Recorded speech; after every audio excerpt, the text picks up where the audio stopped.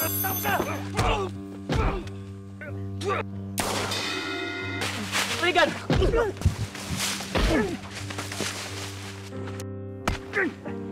Anak mo yung kahit anong ginawa nun. Mahal ko siya, Chang.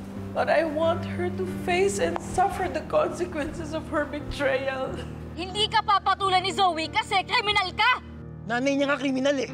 Hindi niya alam na mamamatay ka na. Nandito kami para iligtas ka. Si Tita Lynette, kasama ko si Tita Lynette. Buhay si nanay! Ligtas ang nanay mo, Doc Annalyn.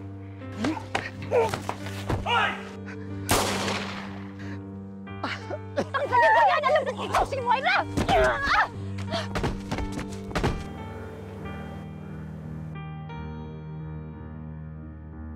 Annalyn!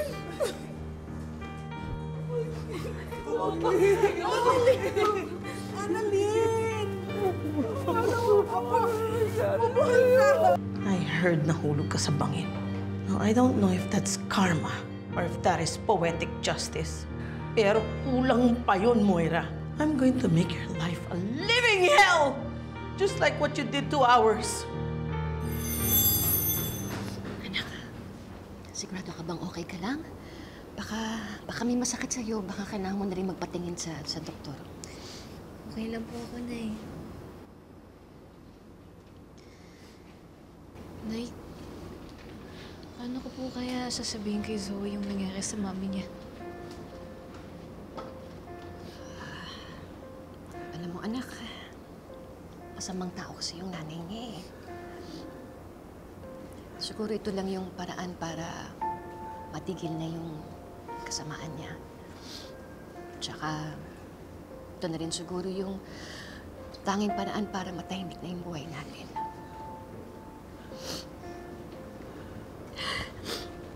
Alam mo, anak, kanina, sobra talaga ako nag-alala sa'yo. Hindi ko na alam kung anong gagawin ko eh. Iniisip ko na lang na ilang beses na tayong napunta sa ganitong sitwasyon dahil kay Moira. Ilang beses na nang pinagtangkaan yung buhay natin.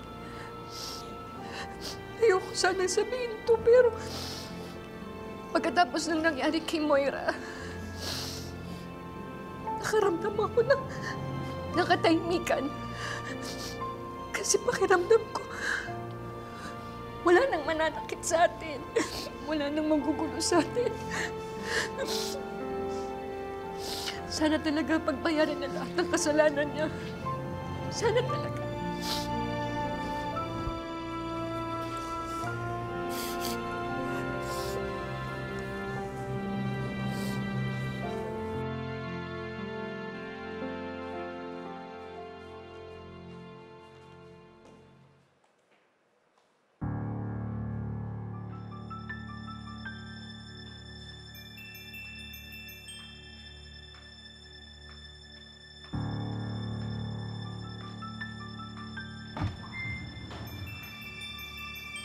Asan si Moira? Oh my gosh, nawawala si Moira.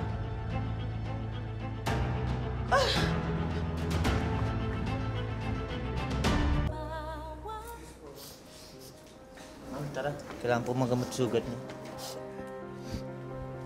Lynette! Lynette! Ma'am! Lynette! Nawawala si Moira. Kailangan nating hanapin. Ha? Oo, delikado ka. Hindi natin siya nakita. Mamang pulis, tulungan niyo po kaming hanapin si Moira. Hanapin natin si Moira. Delikado kapag hindi natin siya makita. Halika na! Ano kayo sa Susan? Ano nangyari? Annalyn! Nangyari? Nawawala na naman si Moira. Sabi ko na sa'yo eh.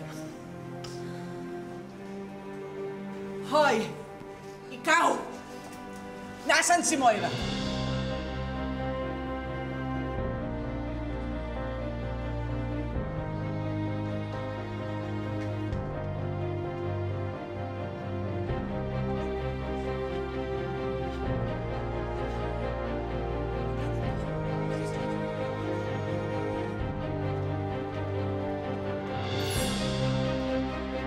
Huwag mo sabihin hindi mo alam dahil kasabwat ka!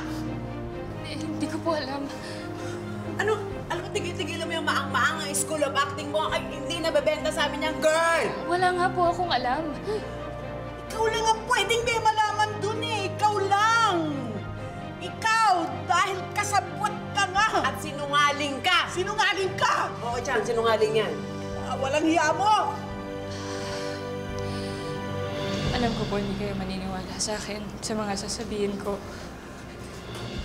Pero ginawa ko lang po yun dahil inutusan ako ni Moira. Hindi ko na po ilalagay sa pahamak yung pamilya ko. Hindi ko na po ulitin yun. Sorry po. Sana mapatawad niyo po ako. Sorry po.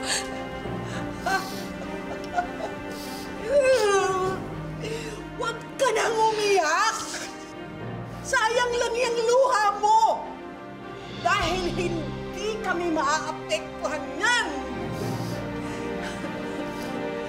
Sige na, dali mo na yan! Kailangan gamutin mo yan eh! Makukulong pa yan eh! Makukulong ka! Makukulong ka! Tandaan mo yan! Chan, maupo muna kayo, Chan. Napakawalang yung bata, kabata-bata. Maupo muna kayo, Chan. May nakita kayo ditong babae? Maliit, maiksi ang buhok. Oo, brown yung buhok, may galos sa mukha, naka-patient's gown. Yung nahulog sa bangin. Oo, yun. Ano? Katie, nakita niyo ba si Moira? Wala po, Mama Michelle eh. Ano ba naman? Lagi na lang tayo natatakasan ng Moira na yan. Paano niya nagawa yun? Di syempre, malamang may tumulong sa kanya. Giselle? Ikaw? Kaibigan ka ni Moira, hindi ba? Saan mo dinala si Moira? Saan mo siya tinago? Sigurado ako tinulungan mo siya para makatakas mo! Ano? Anong ano? Pwede ba? Huwag ka na magmaang-maangan pa. Umamin ka na! Ano? Ayaw mo magsalita? O sige, dadali na lang kita sa presinto. Teka nga, sandali nga. Huwag nga kayong mambintang basta-basta. Mga praning kayo. Nandito si Moira sa hospital. Nasaan siya? Pumunta ako sa kwarto niya, wala siya doon. Nag-deteriorate ang kondisyon ni Moira, kaya tina-transfer siya ngayon sa ICU.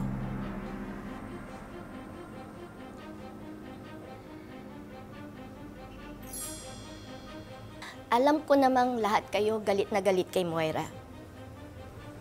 At gustong-gusto niyo na rin siyang makulong. Pero pakiusap naman, konting respeto lang dun sa tao. Nag-aagaw buhay ngayon ng kaibigan ko. Kung hindi niyo siya kayang ipagdasal at irespeto, huwag niyo na lang siyang guluhin. Please. Excuse me.